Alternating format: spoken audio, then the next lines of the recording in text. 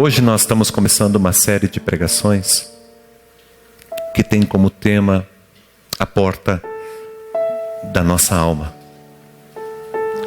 ou as portas da nossa alma.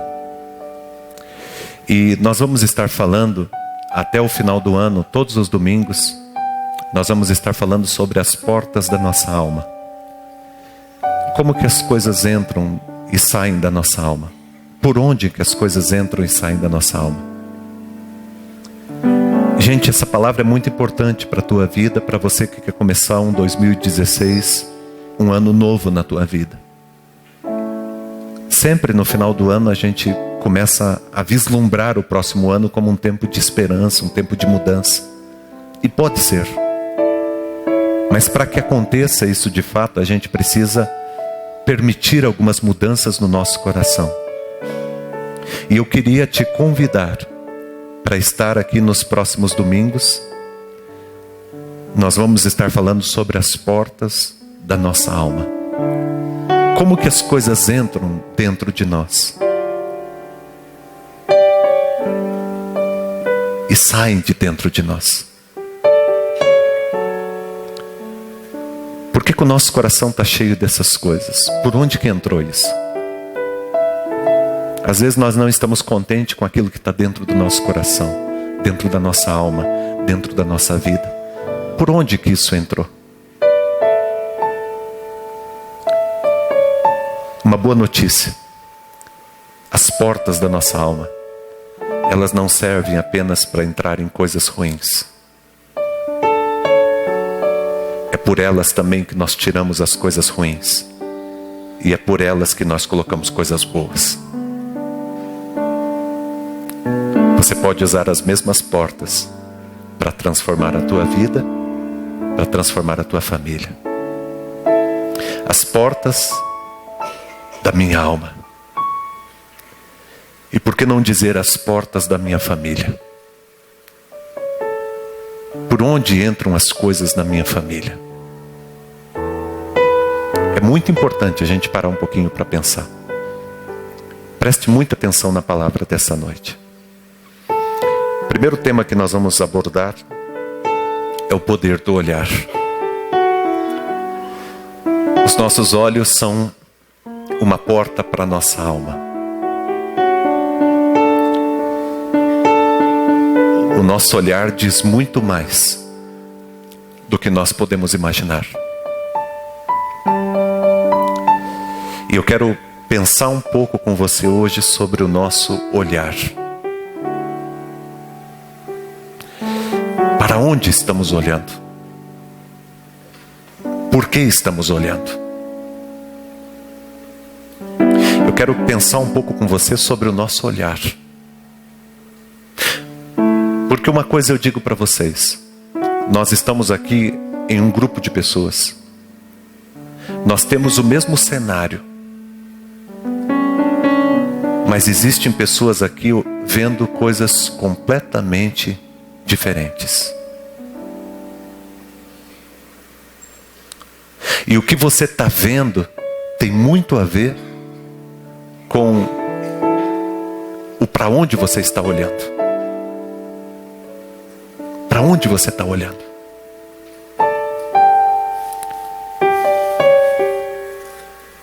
Algumas coisas importantes sobre o olhar. Primeiro, o teu olhar, ele aponta o foco do teu presente. O teu olhar, ele aponta o foco do teu presente.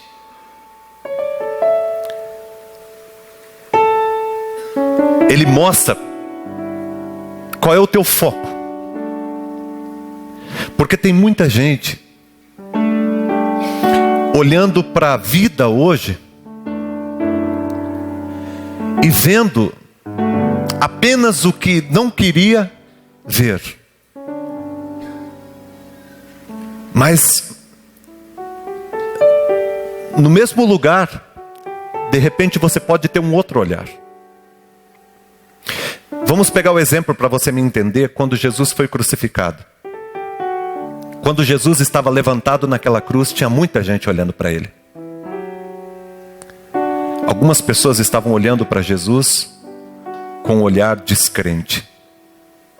Algumas pessoas estavam olhando para Jesus como alguém que era um milagreiro. Desce da cruz para que a gente veja e creia. Algumas pessoas estavam olhando para Jesus como alguém que a gente tira a sorte. E aí pegaram as roupas de Jesus e começaram a tirar sorte lá entre si. Algumas pessoas estavam olhando para Jesus como um impostor. Preste atenção que é o mesmo cenário, mas as pessoas estavam olhando de forma diferente. Você pode ter duas pessoas passando por uma mesma situação. E uma pessoa estar olhando com um olhar de esperança e a outra estar olhando com um olhar desesperado.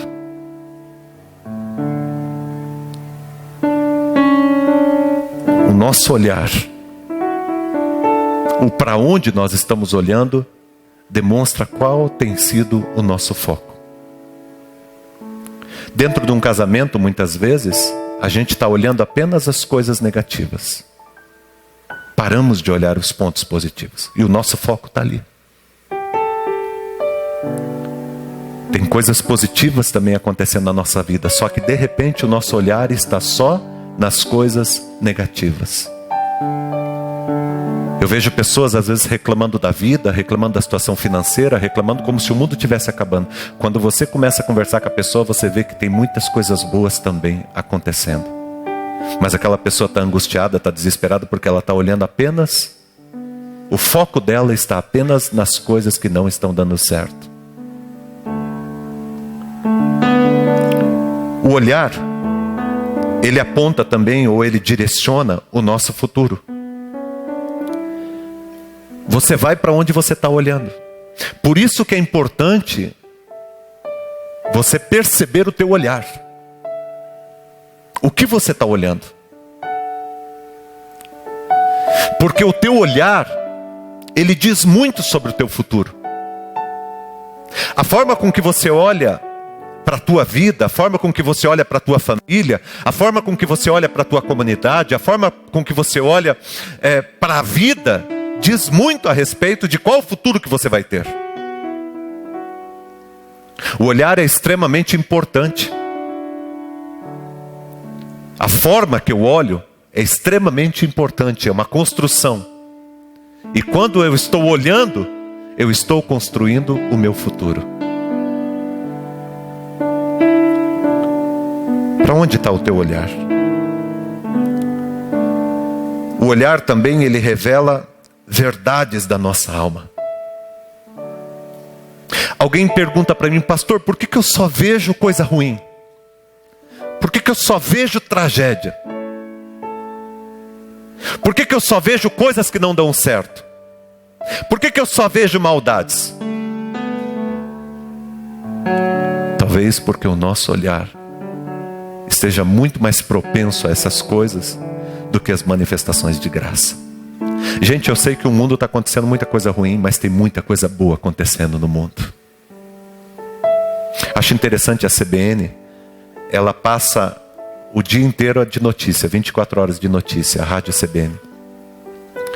E aí eles têm dá 3 minutos mais ou menos que eles têm a boa notícia. A boa notícia, dá lá pelas 6 horas, 6 e pouquinho. Então eles têm um momento que eles falam a boa notícia. E nós temos construído a nossa vida em torno disso. Nós estamos olhando o tempo todo para a tragédia, para a fome, para a miséria, para a enchente, para a maldade, para a guerra, para a violência. Só que tem muita gente boa no mundo. Tem muita gente ajudando gente. Tem muita gente, sabe, colocando o seu coração para abençoar pessoas. E às vezes o mundo tem levado a gente a olhar apenas como se o mundo inteiro estivesse numa maldade terrível. Mas o mundo tem a expressão da graça de Deus. Porque tem gente estendendo a mão para a gente. Tem gente cuidando de gente. Tem gente amando gente. Tem muita coisa boa acontecendo no mundo. E o nosso olhar, sabe, às vezes nós olhamos para alguém e às vezes a gente vê naquela pessoa apenas coisas ruins. Interessante como que Jesus olhava para as pessoas. Jesus sempre via um potencial dentro de cada ser humano. Cada pessoa foi criada para ser imagem de Deus. Se você for estudar a história de Madre Teresa de Calcutá, ela pensava que todo ser humano foi criado para ser imagem e semelhança de Deus. E se alguém tem sido outra coisa, é porque houve um erro no percurso, uma escolha errada, e ela trabalhava para que aquela pessoa pudesse expressar de novo a graça de Deus. Existe o amor de Deus sendo derramado. E quando a gente começa a olhar apenas estas coisas ruins, nosso coração, nossa alma vai adoecendo. Como que você tem olhado? Como que tem sido o teu olhar? O olhar, ele revela as verdades da nossa alma. O olhar também, ele orienta os nossos relacionamentos. Acho muito interessante, isso não aconteceu nenhuma nem duas vezes, de eu conversar com alguém e falar: olha, quando fulano entrou aqui na comunidade, eu não olhava para a cara dele e eu achava ele uma pessoa estranha, mas depois que eu comecei a conviver, eu percebi que era uma pessoa maravilhosa. O contrário também é verdadeiro. Às vezes você acha que uma pessoa é tão maravilhosa e de repente você começa a caminhar com ela e você tem um monte de decepção. O olhar, ele orienta os nossos relacionamentos. Quando você tem um olhar saudável, isso vai te ajudar muito nos teus relacionamentos. E o olhar, ele descortina o caminho de Deus. Ele nos ajuda a entender o caminho de Deus. Quando nós começamos a olhar com os olhos curados pela graça de Deus, nós começamos a ser orientados por Deus e começamos a perceber a presença e o cuidado de Deus. Ele vai descortinando, ele vai tirando toda nuvem, toda poeira, e ele vai tornando mais clara a vontade e a graça do Senhor. Por isso que a gente tem que pedir para que Deus transforme o nosso olhar. Jesus, ele nos ensinou isso lá em Mateus capítulo 6, versículos 22 e 23, ele diz o seguinte: os olhos são o quê? A lâmpada do corpo. Vamos dizer todos juntos: os olhos são a lâmpada do corpo. Se os olhos, porém, forem bons, todo o seu corpo será cheio de luz. Mas se os seus olhos forem maus, todo o seu corpo será cheio de trevas. Olha o que Jesus diz. Jesus diz que os olhos são a lâmpada da nossa alma. Se o teu olho for bom, ele vai iluminar a tua alma. Se o teu olhar não for bom, ele vai trazer trevas para dentro da tua alma. Jesus estava ensinando o seu povo a respeito do cuidado que nós devemos ter com o olhar. E é interessante porque na história do povo de Deus, há algumas situações que nos ensinam muito a respeito do olhar. Por exemplo, o olhar do engano. Eu olho lá, por exemplo, para Gênesis capítulo 3, o versículo 5. Quando Deus tinha criado a humanidade e Adão e Eva estavam ali, e Deus tinha passado algumas orientações para eles. Eles estavam vivendo muito bem, até o dia que alguém chegou sorrateiramente, invadiu o lugar que eles estavam, e quando entrou ali, começou a direcionar o olhar deles para outra coisa. E a serpente, ela diz assim: Deus sabe que no dia que dele comerdes o fruto, que Deus falou que não era para comer, seus olhos se abrirão, e vocês serão como Deus, conhecedores do bem e do mal. Versículo 6, quando a mulher viu que a árvore parecia agradável ao paladar, era atraente aos olhos, e além disso desejável para ela obter discernimento, tomou do seu fruto, comeu e deu ao seu marido, que também comeu. Estava tudo muito bem, até o dia que alguém se aproximou e começou a direcionar o olhar. É assim que acontece um engano.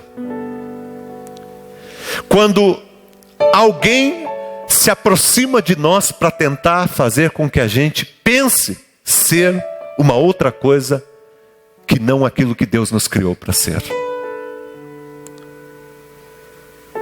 E é assim que a humanidade foi enganada. Eu fico imaginando a serpente, ela chega com aquele fruto e ela diz: olha esse fruto aqui. Olha para cá. Coloca o teu foco aqui. E de repente Adão e Eva começam a olhar aquilo ali. E ela diz: olha, se você comer isso aqui, você vai ser igual a Deus. Cuidado, irmãos, com o olhar de engano, com as coisas que lhes são oferecidas para tirar você de quem você é. Não são poucas as pessoas que depois de um tempo na sua vida olham para trás e se decepcionam consigo mesmos, porque em algum momento foram enganados e quiseram se tornar aquilo que não foram criados para ser. Eu lembro da história de um pastor que, depois de ter tido uma decepção tremenda no ministério, ter perdido seu ministério, quando foi perguntado o que aconteceu, um homem tão abençoado, um homem tão cheio de graça, um homem tão usado por Deus, o que aconteceu que o derrubou? Ele disse o seguinte: sabe o que me derrubou? Eu estava caminhando bem com Deus. E Deus, Ele me criou para ser um peixinho colorido no meio do oceano. Até um dia que apareceu alguém que começou a dizer que eu parecia aquelas orcas que estavam lá nos parques da Disney. E eu acreditei naquilo. E me tornei aquilo. E aquilo foi uma grande mentira. E foi o meu fim. Hoje, o que eu peço a Deus é que Ele me torne de novo um peixinho coloridinho no meio do oceano. A vida, ela nos prega muitas peças. E nós precisamos ter sabedoria e manter o nosso foco naquilo que Deus nos criou para ser.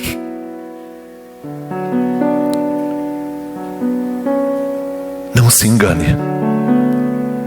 Não queira tornar-se aquilo que você não é. Não perca o seu foco. Cuidado com aquelas conversas atravessadas que lhe aparecem e aquelas ofertas que lhe aparecem que querem roubar de você a tua identidade, querendo oferecer algo para você maior.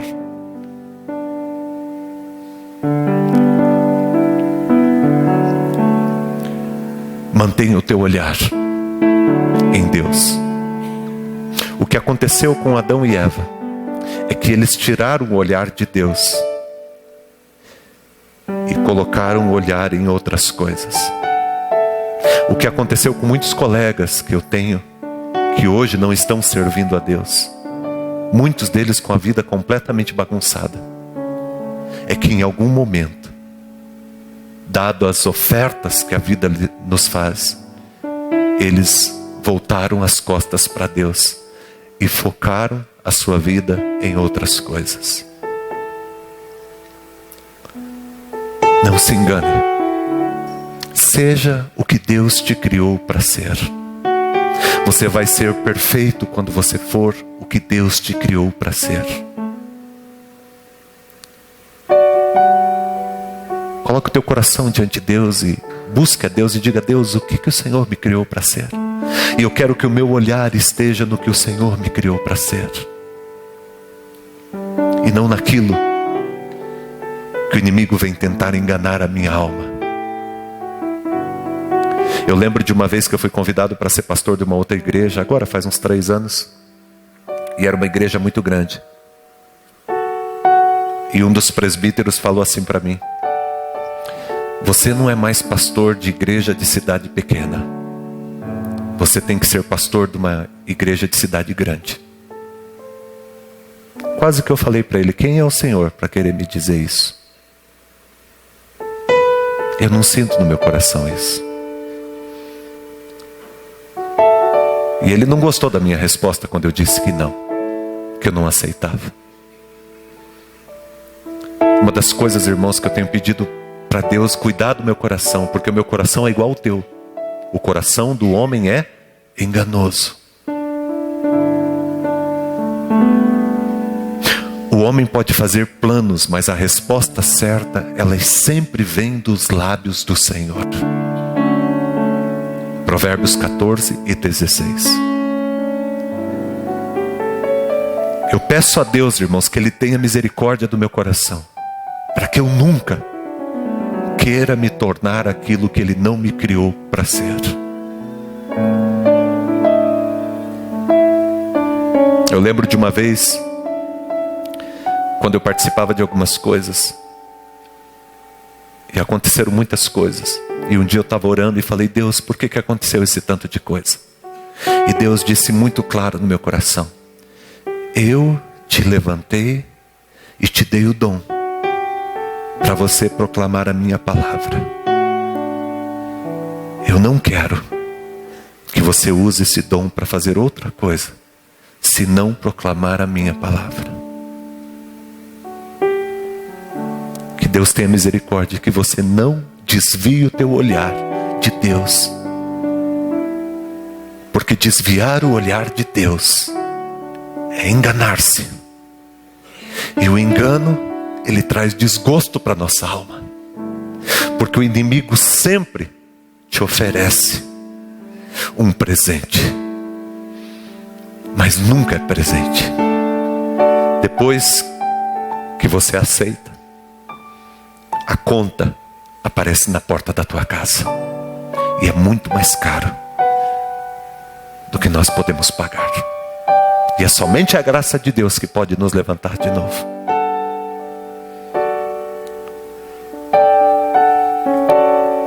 Um outro olhar que Deus quer trabalhar para nos libertar é o olhar das amarras. Em Êxodo capítulo 3, versículo 11, fala a respeito de Moisés. Moisés foi chamado por Deus para ser líder do povo que estava no Egito. O povo de Deus estava escravo no Egito 420 anos. E Deus levantou Moisés para tirar o povo do Egito. E quando Deus levantou Moisés, Moisés respondeu a Deus com muitas desculpas. E ele disse para Deus: quem sou eu para me apresentar ao faraó, que é tão grande e tão poderoso, e tirar o povo de Israel, mais de 1 milhão de pessoas de dentro do Egito? Quem que sou eu para fazer isso, Pai? E aí Deus diz: eu estou te separando, eu preciso de alguém, eu estou escolhendo você. E Moisés disse: Deus, eu não, porque eu não sei falar, eu sou gago, eu sou pesado de língua, eu não tenho boa comunicação, eu não converso bem com as pessoas, eu tenho dificuldades. E Deus diz: mas eu te chamei. Ele diz: Deus, mas o que? Eu não tenho nada. E Deus diz: você tem uma vara. E ele diz: Deus, o que eu tenho é apenas uma vara. E Deus diz: com esta vara você vai guiar o meu povo. O que estava ali por trás? Porque quando Moisés diz: quem sou eu? Ele estava olhando para ele. Esse olhar amarrado a uma história de vida que vinha atrás dele. Uma história de escravidão, uma história de miséria, uma história de desprezos, uma história de erros, uma história de ressentimentos, uma história de reveses. Ele tinha sido dado para a filha de Faraó, colocado naquele cestinho, ela criou ele. E ele passou muito tempo lá, mas ele não era filho da filha de Faraó. E ele trazia essas coisas no seu coração. Então ele via um monte de coisa amarrando ele. Irmãos, tem coisas que fazem a gente olhar para a vida da gente como algo que é menos do que aquilo que Deus nos criou para ser. A gente limita muito a nossa vida, a nossa alma às vezes. Fica amarrado a um passado, amarrado a um pecado, amarrado a uma vida de miséria, uma vida de desprezo, amarrado a uma violência que sofreu. Quantas pessoas não vivem dessa forma, muito aquém do seu potencial? Está sendo chamado por Deus para fazer obra grande, mas está amarrado amarrado a um passado. Conheço homens que dizem: pastor, eu não consigo me perdoar. Conheço pessoas que não conseguem se libertar de um passado de erros. Que não conseguem se libertar de um passado de erros que cometeram com a sua vida. De uma família, de um nascimento, de um crescimento, de desprezo, de miséria. Não consegue se libertar, fica amarrado àquilo. E Moisés, carregado de tantas coisas, quando Deus pergunta para ele, ele diz: Deus, quem sou eu? E talvez alguns aqui tenham esse olhar. E quando Deus te chama, e quando aparece uma oportunidade na tua vida, você se esconde e você diz: quem sou eu? Quem sou eu para fazer isso? Eu tenho dificuldades. Moisés disse: Deus, a única coisa que eu tenho é uma vara. E Deus diz: é com essa vara que você vai tirar o meu povo, e que você vai libertar o meu povo, porque eu vou à tua frente. Sabe, irmãos, às vezes nós erramos na vida porque nós olhamos para nós querendo ser mais do que a gente é. Foi o que Adão e Eva quiseram fazer. Eles quiseram ser mais do que eles eram. E isso é um erro que nós cometemos. Quiseram ir além do que eles foram criados para Deus para ir. Isso é um erro. Só que um outro erro é quando a gente fica aquém. Quer ver uma outra situação? Moisés andou com o povo um tempo, aproximadamente 40 anos. Moisés andou com o povo de Deus no deserto. Moisés assumiu a liderança do povo e eles estavam caminhando. E Deus abençoou muito esse caminho, livrando eles de muitas coisas. E quando eles estavam chegando próximos da terra, Moisés então, ele seleciona 12 príncipes, 12 líderes. Homens que eram reconhecidos, um líder de cada tribo. O povo de Israel era dividido em 12 tribos. Aí Moisés pega um líder de cada tribo e ele diz: olha, vocês vão espiar a terra. Vê a terra lá que Deus deu para nós, e vocês voltem com a notícia. Eles foram, passaram um tempo lá. Quando eles voltaram, o relato da maioria deles é estarrecedor. Números capítulo 13, versículo 32, eles disseram o seguinte: dos 12, 10 chegaram com essa notícia. Vimos também os gigantes, os descendentes de Enaque, e éramos aos nossos próprios olhos como gafanhotos, e assim também o éramos aos seus olhos. Este olhar de inferioridade. Nós olhamos para eles, para os nossos inimigos, para aqueles que nos afrontavam, para as dificuldades, para as lutas, para os enfrentamentos, e nós nos víamos como gafanhotos, como nada diante deles. E era assim que eles olhavam para nós também. Quantas pessoas não têm tido esse olhar com respeito à sua vida? Olham para a vida e se sentem como gafanhotos, diante dos gigantes, diante das dificuldades. Presta atenção, irmãos, que eles estavam no lugar que Deus ia dar para eles. Eles estavam olhando o sonho que Deus tinha prometido para eles. Quem sabe Deus te prometeu um sonho, você recebeu de Deus algo que Deus colocou no teu coração, e você olhou aquilo como um sonho, um projeto, mas de repente você chegou perto, e quando você foi olhar, espiar o sonho que Deus tem preparado para você, a dificuldade parece ser tão grande para você alcançar, que você diz: eu me sinto um gafanhoto.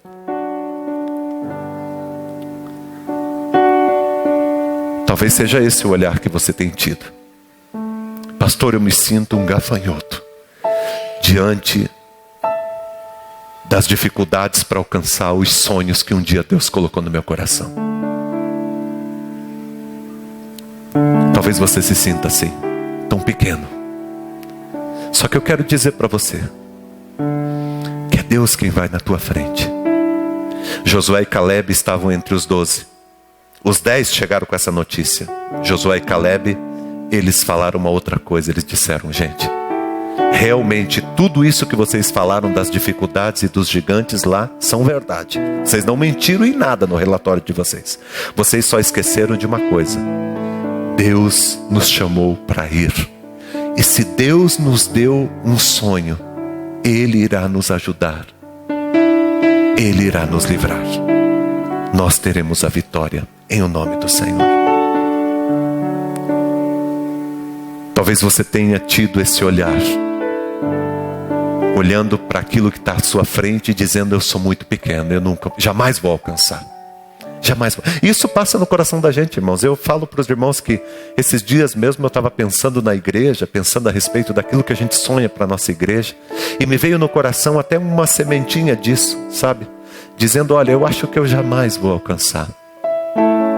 E aí eu disse: epa, peraí, não é assim não. Eu não posso ficar com isso aqui. Porque se Deus um dia nos chamou, Ele irá nos conduzir, irá nos abençoar.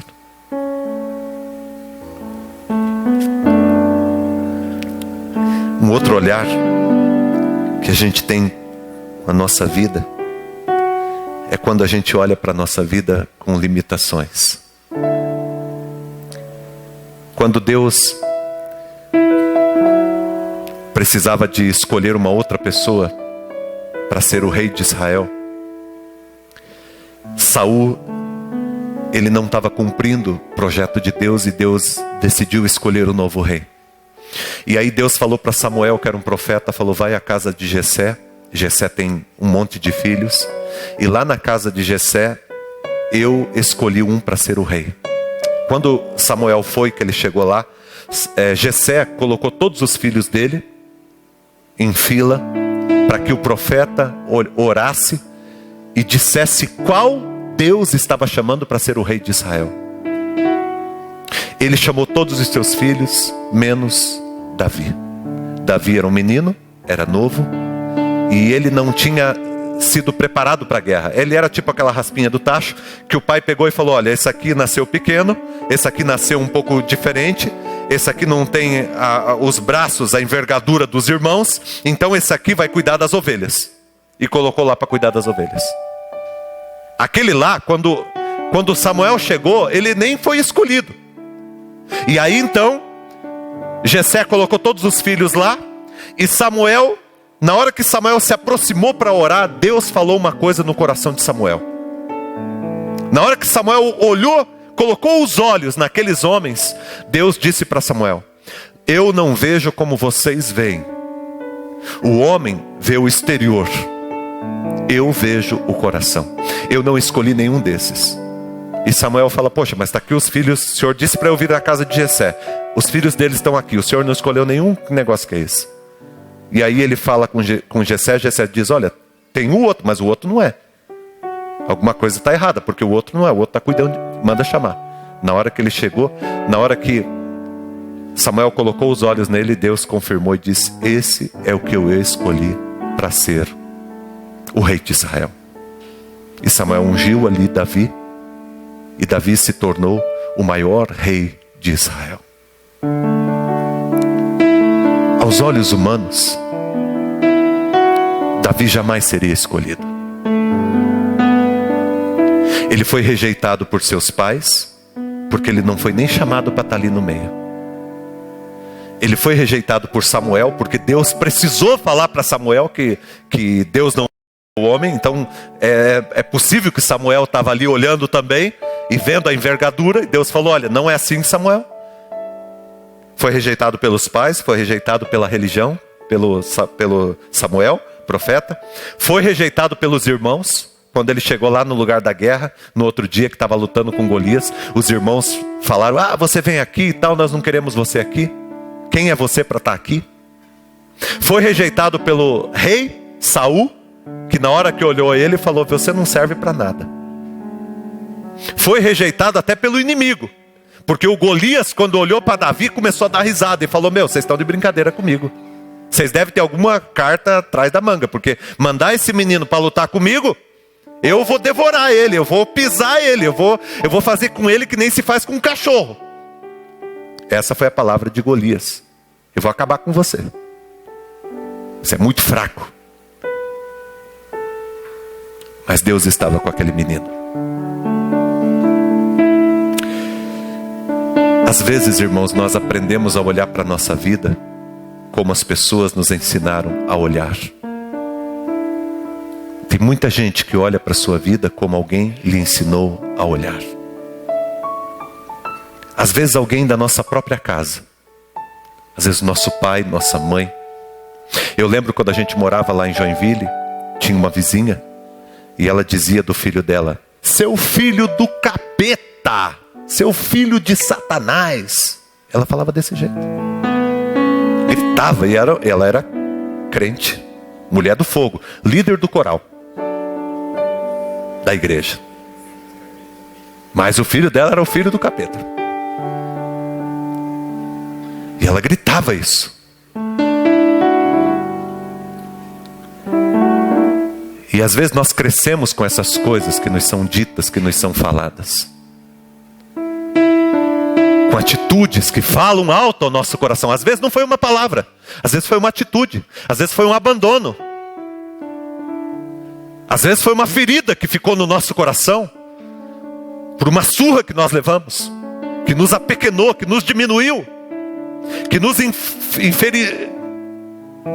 nos tornou inferior.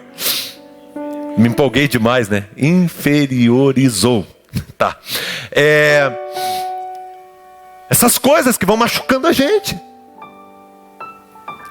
Isso aconteceu também, às vezes na escola, às vezes pelos irmãos. Essas coisas, gente, que vão minando a nossa alma e que vão fazendo com que a gente olhe para a gente de uma maneira que a gente não é. E quem sabe aqui dentro desse auditório nós temos pessoas assim, que passam por essas coisas, que passaram por essas humilhações e que trazem dentro de si limitações. Graças a Deus, porque Davi, ele estava olhando para o Senhor.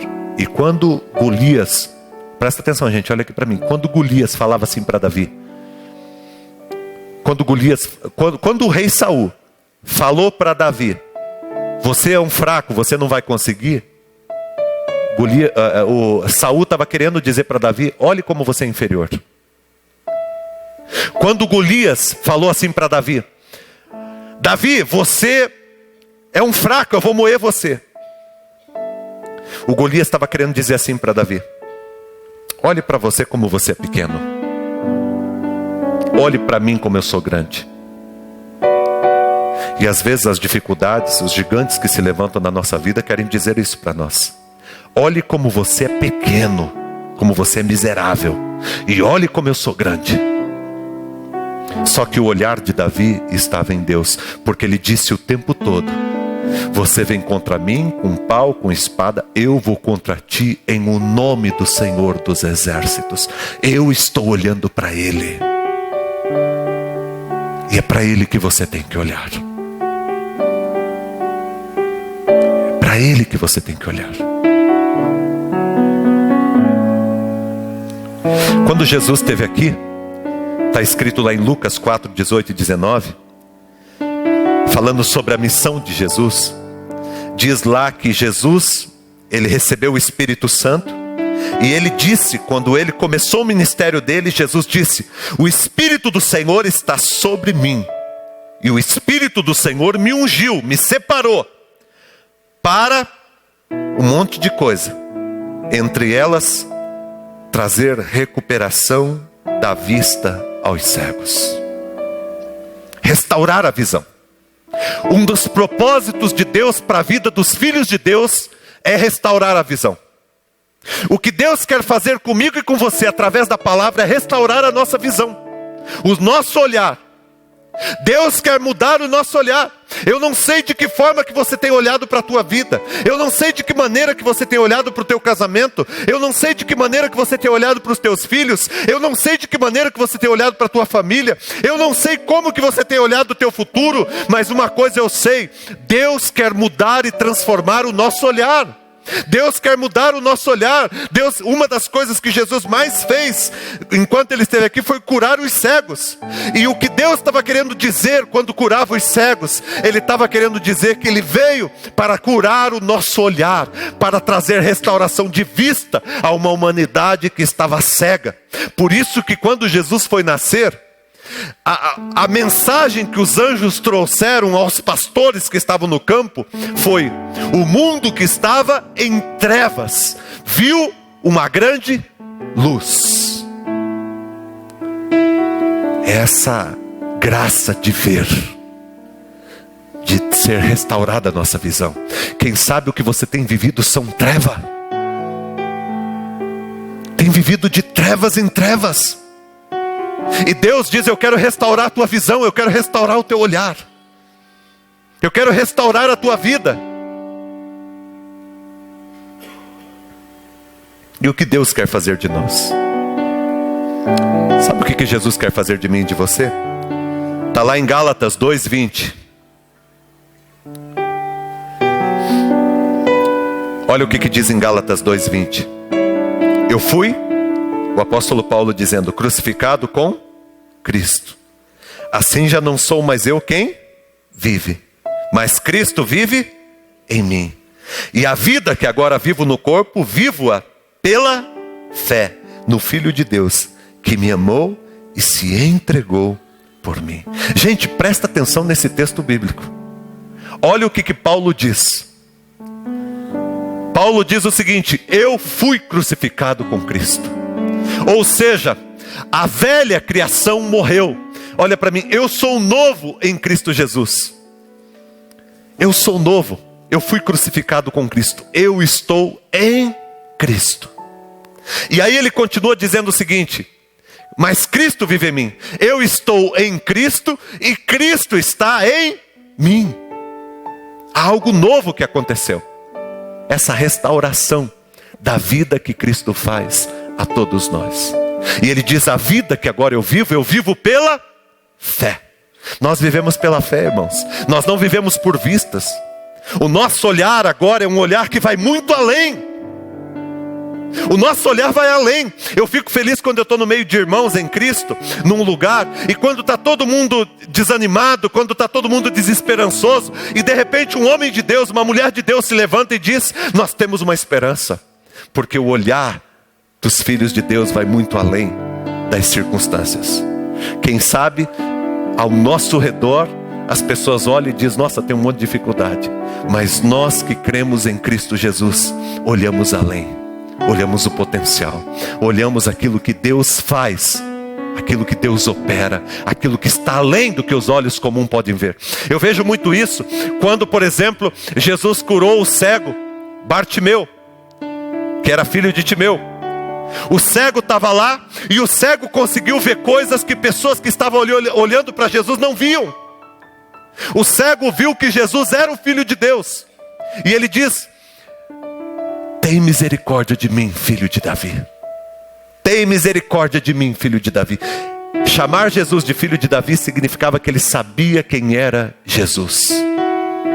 Ele não conseguia ver com os olhos naturais, mas ele conseguia ver com os olhos da sua alma, do seu espírito. Muitas pessoas andavam ao lado de Jesus, colado com Jesus, mas não conseguiram perceber Jesus. Mas aquele homem conseguiu ver além. E ele conseguiu ver além por causa da fé. Os nossos olhos são restaurados e nós conseguimos ver pela fé. Quem sabe hoje pela fé, presta atenção, você pode ver um filho seu sendo curado, sendo restaurado. Eu quero contar aqui, por exemplo, a irmã Helena, quando ela veio para a igreja, um dos sonhos que ela tinha, ela fala, ela tem muitos sonhos, alguns já foram realizados, alguns não. Mas ela dizia o seguinte: o meu sonho, pastor, é ver meus 2 filhos na igreja. Agora eu pergunto para Helena, humanamente, tinha alguma chance de um dos teus filhos estarem na igreja? De jeito nenhum, gente. Eu conheci os 2 filhos dela. Não tinha nenhuma possibilidade de estarem na igreja. Os 2 filhos dela estão casados e os 2 estão na igreja. É o Deus que nós cremos. É esse olhar que Deus restaura. Pessoas que chegaram na igreja e falaram: pastor, será que é possível Deus fazer na minha vida? Será que é possível Deus mudar a minha história? Deus muda o nosso olhar, porque nós vivemos pela fé. Nós estamos nele e ele está em nós. E agora nós vivemos pela fé nesse Deus que faz, nesse Deus que cuida da nossa vida. Eu lembro de irmãos aqui da nossa comunidade que chegaram com a família completamente destruídas. E eles chegaram e conversando, eles falaram: pastor, não há nem possibilidade de fazer algo. E hoje você vê a família inteira na igreja, servindo a Deus. É possível, irmãos, pela fé. Pela fé que nós cremos que nós temos em Jesus. Pelo amor que nós temos em Jesus. Ele nos faz olhar além e ver coisas que os homens não podem ver. Ver possibilidades que as pessoas não conseguem ver. Quem no meio do exército de Israel, todos se acovardaram, ninguém teve coragem. Quem olhava para Davi e dizia: esse menino vai vencer o gigante. Eu imagino que muitos já estavam tirando as armaduras, como que se entregando ao inimigo. Mas eu louvo a Deus pela fé que Deus coloca no nosso coração e que nos faz viver o impossível e experimentar o milagre da cura e da graça do Senhor. Nessa nossa caminhada cristã, estou quase terminando, nessa nossa caminhada cristã, a gente segue olhando para esse Deus e vivendo pela fé. Só que muitas vezes a gente tem as nossas crises, né? Por exemplo, eu lembro de uma experiência que o apóstolo Pedro passa lá em Mateus 14:30, quando ele foi convidado. Imagina só, irmãos, imagina só.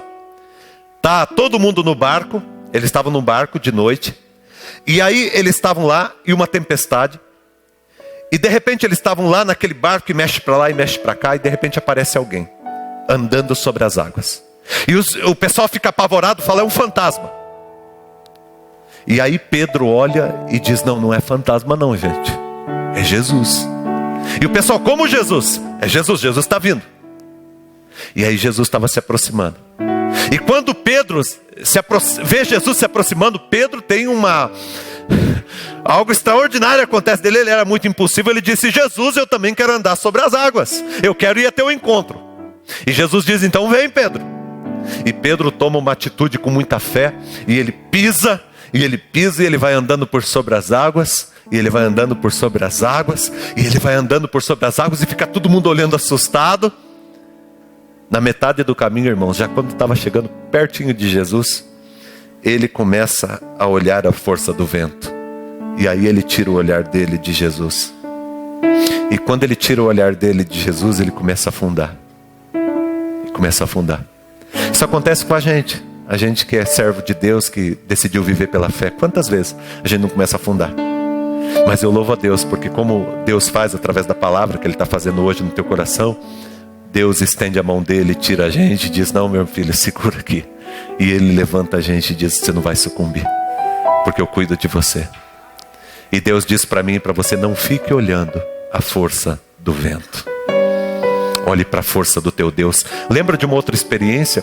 Quando o barco estava quase virando e os discípulos desesperados acordaram Jesus que estava dormindo. Jesus foi lá e Jesus estendeu as mãos. E quando Jesus estendeu as mãos, o vento parou, o mar se acalmou. E os discípulos ficaram olhando e eles falaram assim um para o outro, né? Quem é esse que até o vento e o mar lhe submetem? Quem é esse que tem poder sobre o tempo, que tem poder sobre a natureza, que tem poder sobre todas as coisas? É Jesus, o nosso Senhor. Ele tem poder sobre toda a tempestade que se levantou contra a tua vida. Ele tem poder para cuidar de você. E se Ele disse que você vai chegar do outro lado, você não precisa temer a tempestade. Para concluir, o apóstolo Paulo ele nos deixa um recado. Ele diz assim: irmãos, corramos com perseverança a carreira que nos está proposta, olhando firmemente para o autor e consumador da nossa fé, Jesus. O apóstolo Paulo, ele nos dá a dica aqui. Irmãos, se você olhar para homens, você vai se decepcionar. Se você olhar para religiões, você vai se decepcionar. Se você olhar para Jesus, você nunca vai se decepcionar. O apóstolo Paulo diz: corra com perseverança a carreira que está proposta, olhando o quê? Firmemente para Jesus, o autor e consumador da nossa fé. Para quem que você tem que olhar, irmão? Você tem que olhar para Jesus. Você tem que aprender com Jesus. Você tem que procurar tornar-se cada dia mais parecido com Jesus. Você tem que se espelhar em Jesus. Você tem que aprender com Jesus. Jesus diz lá em Mateus capítulo 11: aprendei de mim. E como que nós vamos aprender dele se nós não estivermos andando com ele, olhando para ele? Como que ele vai ser mestre se você é um discípulo de Cristo? Como que ele vai ser teu mestre se você não olhar para ele? Às vezes, irmãos, nós dissemos que somos discípulos de Cristo, mas a gente está olhando para muitas outras coisas, e muitas outras coisas é que têm sido os nossos mestres e as nossas mestras. Vamos olhar para Jesus, autor e consumador da nossa fé. Ninguém amou como ele amou, ninguém viveu como ele viveu, ninguém foi como ele foi. Ninguém derramou tanta graça e tanto amor como ele derramou. Ninguém foi tão perfeito como ele foi. E ele é o nosso Deus, ele é o nosso Senhor, ele é o nosso mestre, ele é o nosso pastor. O pastor é aquele que vai à frente, e eu preciso olhar para ele porque ele está me guiando. Eu preciso olhar para ele. Ainda que eu ande pelo vale da sombra da morte, eu não preciso ter medo, porque o Senhor está comigo e ele vai me guiar. Mas para ele me guiar, eu preciso olhar para ele. Olhe para Jesus. Levanta a tua cabeça e olha para Jesus. Se você errou porque você no momento da tua vida quer ser mais do que Deus te chamou para ser, Deus hoje está aqui para te curar. Se você tem vivido uma vida de inferioridade, amarrado a passado e às circunstâncias, se você tem vivido uma vida de limitações, Deus está te chamando para você mudar o teu olhar, levantar a tua cabeça. Eu gosto quando os discípulos estavam lá no Monte da Transfiguração, e de repente Jesus estava lá na frente, e eles estavam, creio que em oração, e diz a palavra do Senhor que eles, erguendo os olhos, a ninguém viram, senão unicamente a Jesus. É por isso que nós temos uma cruz aqui no centro da nossa comunidade, porque Jesus, ele é muito mais para nós do que um herói. Ele é a nossa vida, ele é o nosso caminho, ele é a nossa verdade. Por isso, irmãos, eu quero concluir dizendo isso: os que olham para ele estão radiantes de alegria. Os que olham para ele estão radiantes de alegria. Seus rostos jamais mostrarão decepção. Numa outra tradução, na tradução que a maioria das Bíblias que vocês têm aí, diz assim: olharam para ele e foram iluminados. Olhando para Jesus, nós somos iluminados. Jesus restaura o que Deus nos criou para ser. Quero convidar essa igreja para viver essa graça de ser uma comunidade semelhante a Jesus. Uma igreja restaurada na sua visão. Uma igreja que tem um olhar diferente. Um olhar curado pela graça de Deus. Um olhar curado pela graça do Senhor. Eu concluo ainda com uma história. Eu queria que você ficasse em pé.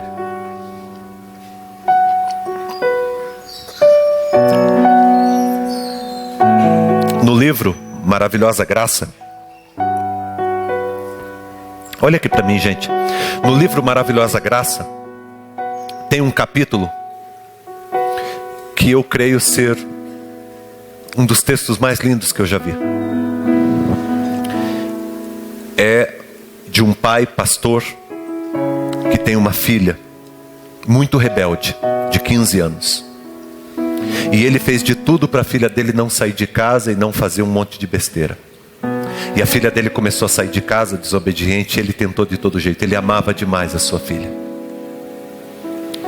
Ele não suportava mais tanta decepção.